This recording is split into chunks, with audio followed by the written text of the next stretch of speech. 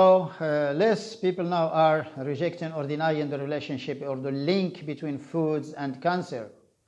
Why? That because the lifestyle now is being changed, and we are now living on some manufactured and processed foods, and we are eating outside, and we are eating some junk food and snacks and some fast foods and a lot of things, and also the materials now used for cooking, and the material used for serving, for cooking, and the way the food is cooked, and to say it has been changed. It's not the same like before. And today we'll talk about the food additives. You know that manufactured and processed foods are not danger-free. They are not free from danger. It's not some like the meals or the food you cook at home and you prepare yourself at your home, that it can be free from any danger. That's okay. But manufactured and processed foods may contain some food additives, and these food additives are, so the list is very long, and more than 1,000 food additives that can be added to our food, and it may depend on the kind of food, of the processed foods that you are eating, you are consuming. So the lunch meats and daily meats may contain the maximum of food additives, followed by some dairy products and some biscuits and some cakes and ice cream and some milks from some vegetables like soy milk, like so almond milk or something like this, and some juices and soft drinks also may contain most of them, and a lot of processed foods now. So even people now are living on. So a lot of people now are living on processed food and manufactured foods, even chocolate, even candies, and some biscuits, some cakes, a lot of things that for children, at least, you know, that you see them, that at least you can see the color of these things. They are, the color are different, they're green, and so they are colored. They use, the manufacturer use some colorant materials, like chemical colorants, not or synthetic colorants. They are not natural colorants or natural dyes. So, and these food additives are classified or organized in 7 groups, in 8 groups now, and more than 1,000 food additives that can be used in the food technology or food manufacturing, food processing. So, and the first group is the coloring materials or the colorants or food dyes. There are many of them, and some 10 to 12 are banned now in the United States, and some 6 food colorants are now also banned in the European Union. Why they are banned? That because they can cause cancer, because of the cancer. Sure, they cause other things, not only cancer, like the hyperactivity in children, like some diabetes and some allergies, like some asthma, and some resistance to insulin, and a lot of things that may induce these colorants, not only the cancer. But these countries may have a severe regulation, a serious regulations about these things, and all things that has been demonstrated or has been shown as a cause of cancer, it's banned on these countries. But in our countries, we have no regulation about these things, that we are using, our manufacturers can use all the colorants, all the food dyes, they can use them, that because we have no regulation about these things at our laboratory. That's cannot check, or they don't check when we import food, that we don't check the colorants used or take like this, but just the standards, and we check only some properties, and we check only some things that can be added to these foods, but not only the chemical compounds added to these foods. Manufacturing and processing foods may use these food additives, and the colorants may give an ambient and a nice color to the food, and so you know that you can observe this in children. You know that the candies and all things that for children is colored, because that the children, when they say the color, they like it, and they buy it. And these colorants, most of them now is involved in the cancer, and they are causes of the cancer. The second group is the preservatives.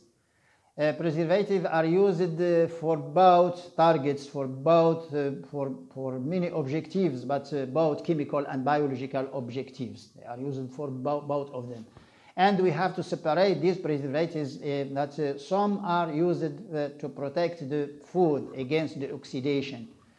All foods that may contain some fatty materials or some oils, and also the refined oils and the hydrogenated oils, and some cheeses and a lot of things like sausages, like meat products and luncheon meats, All foods that may contain some fats or some oils, so they can contain BHT and BHA, butyl hydroxyanidazole and butyl hydroxytoluene. That's these chemical antioxidants.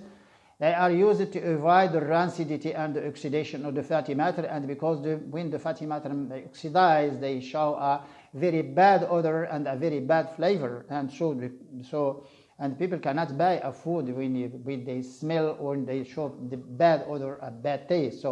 And the rancidity or the rancid flavor is to be avoided. The industrial and the manufacturer they don't like this, because their product will not be sold easily. And BHT, BHC, so TBHQ also is now used. Tertiary soap is also used because it's cheaper and it gives more best results than the BHT and BHA. And these chemical antioxidants are carcinogenic. They are demonstrated as cause of cancer. And they are used in all the fatty materials on food that may contain some fats and some oils, and they are used in refined table oils also. They are used in the, except olive oil. Olive oil doesn't contain these antioxidants. And there are many other preservatives against the biological reactions or the biological alteration or that's spoilage that can occur in some foods, like the antibacterials and antifungal preservatives. For the antibacterial, guanylate nitrate is used in some lunch meats and in some other materials. That's when Clostridium botulinum can exist, that we use nitrate. And so nitrate is an inhibitor of Clostridium and Staphylococci, and it's usually used in all the meats, in all the preserved meats, and luncheon meats and deli meats. Cold meats, we call them cold meats, may contain this nitrate, and nitrate is carcinogenic. And antifungal, also some antifungals like sorbate and benzoate also are used. Many drinks, many soft drinks, many juices, used even in some milks, and also some creams, in some cheeses. They are used also in deli meats. Benzoate and sorbate against the molds and against that used, and also it's used in some.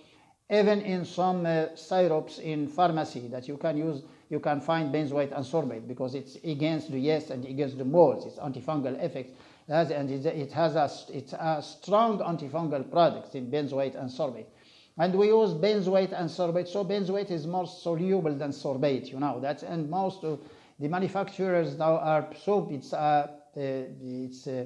it's not banned, the sorbate, and it's not banned by the regulations. So the industrials, they use it in all the dried foods, even in some biscuits and even in some cakes and in the ice cream, in a lot of things now, a lot of kind of foods now we can find BHT and BHT, and we can find also the sorbate and benzoate. In daily meats, we can find all of these preservatives. Colorants, 3 to 4 colorants in these meats or these sausages. We can find nitrate, but we find nitrate because it's used against Clostridium botulinum and against Staphylococci, that the manufacturers cannot make a sausage without nitrate.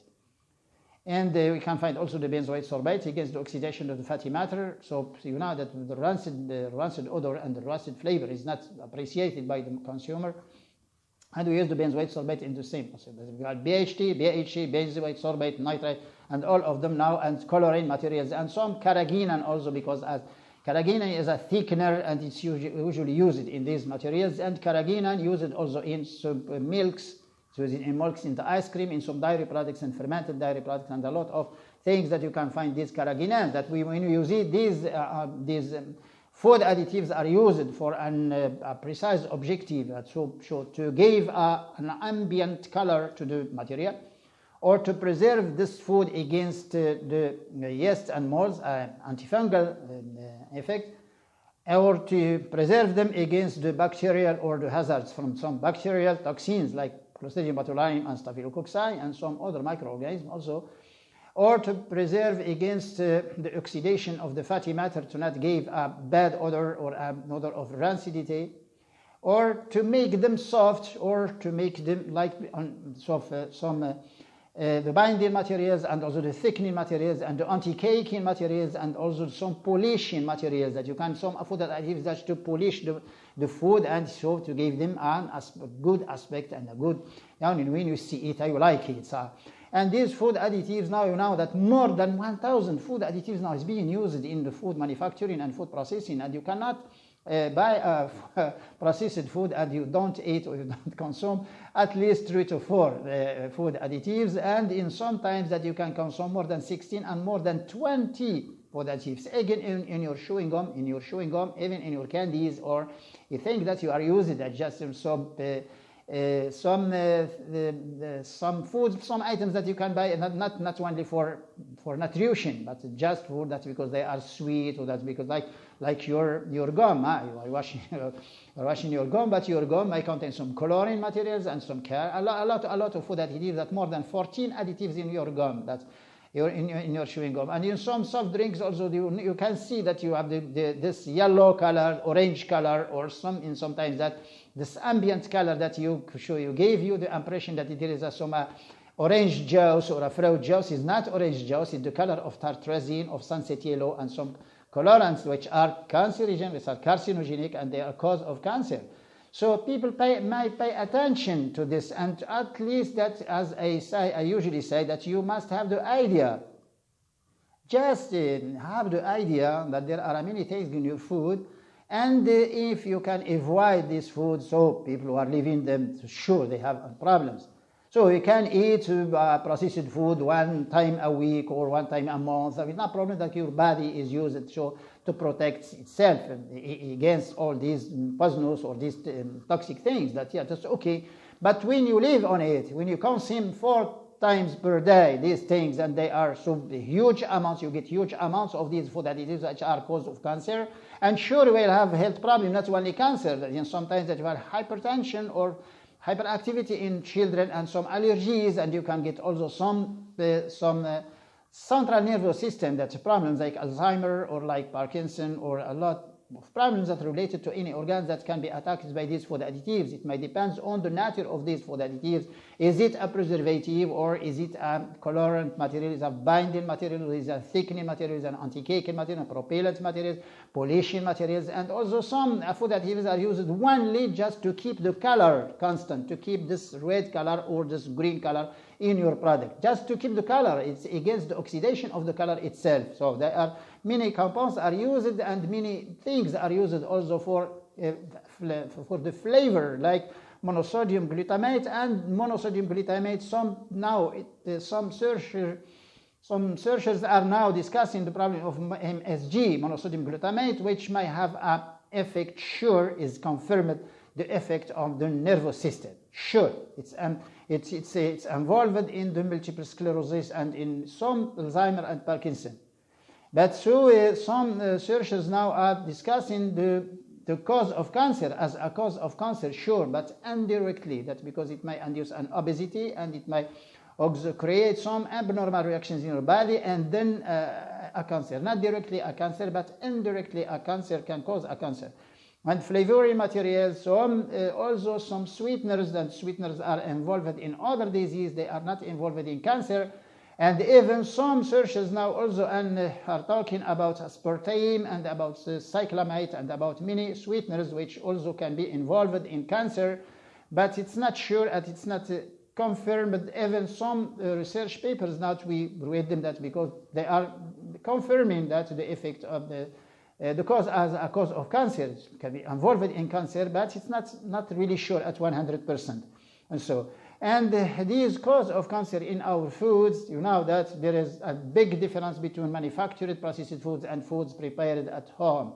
And people now contrive, so the cancer patient, at least people who has now cancer who now are following some chemotherapy or radiotherapy, they should avoid these things. And all cancer patients should avoid these things. That should not aggravate the problem and to not increase your cancer, or not go to a cancer in many other organs in your body. Just avoid them, and you can have a high immunity, and you can finish your chemotherapy or radiotherapy in many times that you cannot finish it because of the mini immunity which may come down, and you cannot so continue your chemotherapy process or protocol.